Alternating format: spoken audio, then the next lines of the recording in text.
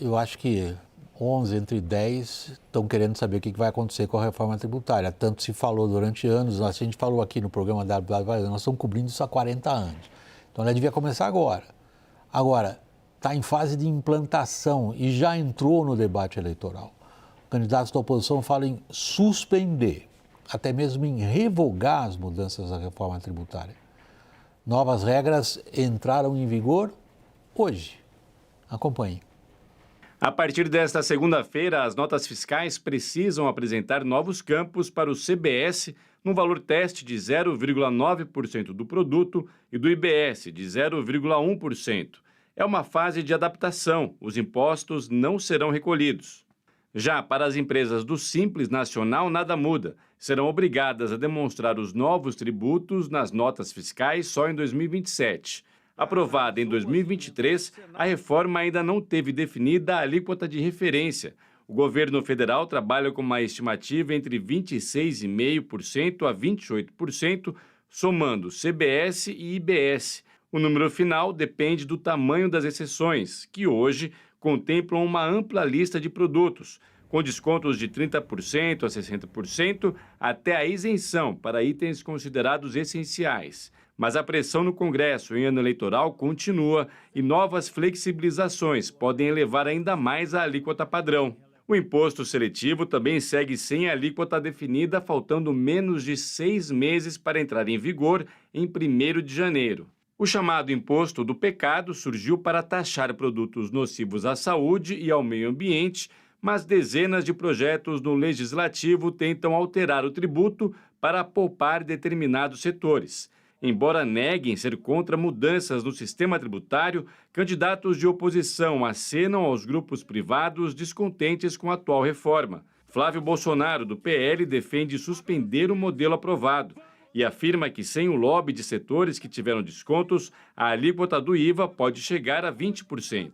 Ronaldo Caiado, do PSD, já afirmou que, ao chegar à presidência, iria parar a reforma tributária. Caiado critica o modelo do Comitê Gestor do IBS, sob a alegação de excessiva concentração de poder ao colegiado em Brasília. Eu não sei qual é a palavra que você usa para definir esse contexto. Realmente eu não sei qual que você gostaria de empregar, Bruno. É uma bagunça, se me perdoe aí o termo castiço, português castiço, porque imagina quem está se preparando para emitir nota, para saber quanto vai pagar, os vários setores que podem ou que não podem. Qual é a sua avaliação da proposta dos candidatos da oposição? É melhor parar esse troço? Eu acho que você falou muito bem que, de fato, existe um movimento para suspender a reforma, ou mesmo para empurrar a reforma um pouco mais para frente, mas ela está um pouco atabalhoada. Isso é fato, né? Para usar também uma expressão de fácil compreensão, mas ela está atabalhoada. Este ano é um ano de teste, alíquota teste. A gente não tem alíquota porque a ideia seria, em 26, identificar todas as operações que existem, e a partir dessa identificação, identificar a arrecadação, e a partir daí, no terceiro momento, identificar a alíquota. Mas até agora não era obrigatória essa emissão de nota. Começou hoje um bloco de contribuintes a serem obrigados à emissão de notas, mas ainda existem outros, é só uma parte. Hoje saíram 4 blocos, né? Existe um último bloco ainda que vai emitir nota só a partir de 1º de dezembro. Né? E a ideia seria ver 26 como é que funciona para fixar uma alíquota em 27. Lembrando que em 27 alguns impostos já serão extintos, o PIS e COFINS será extinto e a ideia seria que o IPI também fosse extinto. Então, de fato, está um pouco atabalhado, estamos com pouco tempo. Agora, suspender a reforma é uma saída? Precisa fazer uma outra avaliação, se é melhor decolar o avião com uma turbina só ou esperar as duas ficarem prontas para poder fazer essa decolagem. É esse momento que a gente está hoje. É uma decisão difícil, se suspender ou continuar do jeito que está, sabendo que há falhas e muitas falhas por conta da demora mesmo que foi da implementação da reforma, não por parte das empresas, mas por parte dos governos mesmos. William, a reforma é complexa e é por isso que o prazo de transição é tão alto, 10 anos, né? Não tem precedente nisso, mas também se explica pelo fato da gente ter ficado por último, da gente estar atrasado nessa reforma há décadas, né? Você fala aí em 40 anos, eu sempre conto. A primeira matéria que eu fiz no Congresso Nacional, há mais de 30 anos, foi sobre reforma tributária. Então, ela é complexa. Há, por parte de muitos setores, especialmente do setor de serviços, que tem uma dificuldade de identificar, por exemplo, o crédito que vai receber de volta por pagamentos em cadeia. Então, estou dando um único exemplo aqui. Até que o split payment virou uma das frases mais usadas nas redes sociais e ninguém sabe muito bem como é que exato. Então, assim, o modelo também não está explicitado. Então, essa fase, é claro que a gente tem que estar aqui e dizer, olha, está começando hoje, a partir de hoje, as empresas já têm que se mexer, as notas fiscais não vão voltar, não serão rejeitadas, mas é também, como disse o Saulo Tiossi na reportagem, uma fase de adaptação. Agora, é uma fase de adaptação diante de muita dúvida não só da alíquota que vai se pagar, mas do custo dessa adaptação, porque sobre isso a gente fala pouco, né? O quanto o setor privado está gastando e investindo para se adaptar a essa nova realidade. Então, não é um ambiente de segurança, não é um ambiente de satisfação. É um ambiente de alguma expectativa positiva, porque assim, como eu falo sempre, né, do jeito que estava, não dava para continuar. Daniel. William, eu entendo que motiva a oposição, os candidatos de direita, a dizer, olha, vamos suspender a reforma tributária porque o IVA vai ser o mais alto do mundo. De fato, compete com a Hungria no título de campeão mundial em imposto. 28%, 26,5%, a gente ainda não sabe exatamente. E aí, o raciocínio da equipe do Flávio Bolsonaro não deixa de ser correto. Foram dadas tantas exceções ou descontos na alíquota cheia, ou regimes especiais, que faz com que quem paga o IVA cheio, no final das contas, vai pagar muito. O problema é subestimar que, suspendendo eventualmente uma reforma tributária, num novo processo de discussão, todos esses lobbies dos bancos, das construtoras, das indústrias, das locadoras de automóveis, do pessoal de infraestrutura, não vão estar presentes da mesma forma que estiveram, porque esse pessoal realmente conseguiu capturar o processo legislativo e o processo legislativo se deu ciente de como alguns setores seriam beneficiados. Portanto, o mais provável é que, suspendendo a reforma tributária por um ano, pelo menos do ponto de vista da neutralidade tributária ou de quanto será o IVA, vai chegar no mesmo ponto em que a gente estava antes. Pelo menos, mais ou menos isso. Bruno, deixa eu aproveitar a sua participação aqui como especialista da reforma tributária, que é algo que intriga todo mundo, inclusive seus colegas de profissão.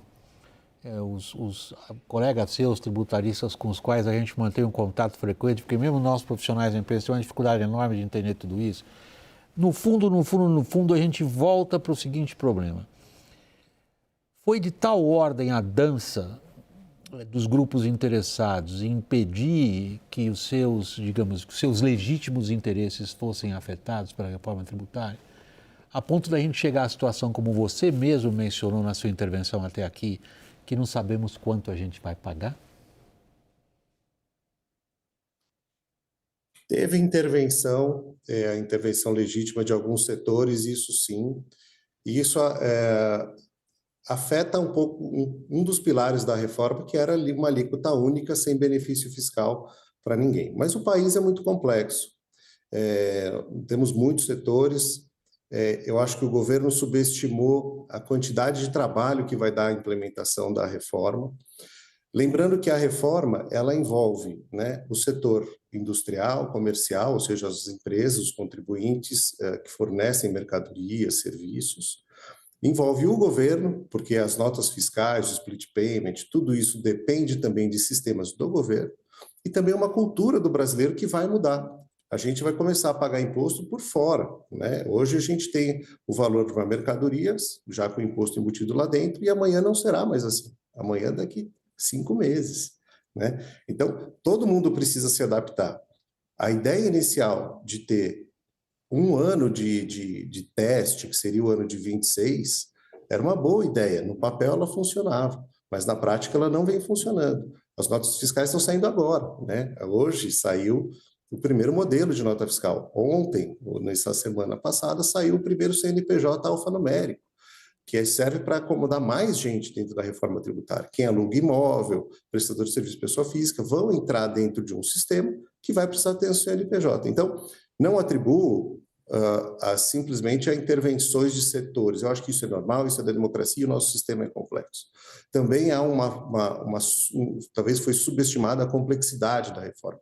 Num país como o nosso, na quantidade de setores como nós, os benefícios que já tínhamos, também foi subestimado, e esperar agora para sair em agosto, no começo de agosto, a obrigatoriedade dessas notas fiscais, que deveria ser desde janeiro, isso também acaba atravancando um pouco o processo e tornando o processo muito mais caro, muito mais custoso para as empresas, para o governo e para a população também, que vai precisar se adaptar, vai ter menos prazo para se adaptar a fazer uma compra pela internet, a fazer uma compra com o preço do imposto por fora. Isso acontece no exterior, no Brasil ainda não, mas vai também ter uma adaptação da população.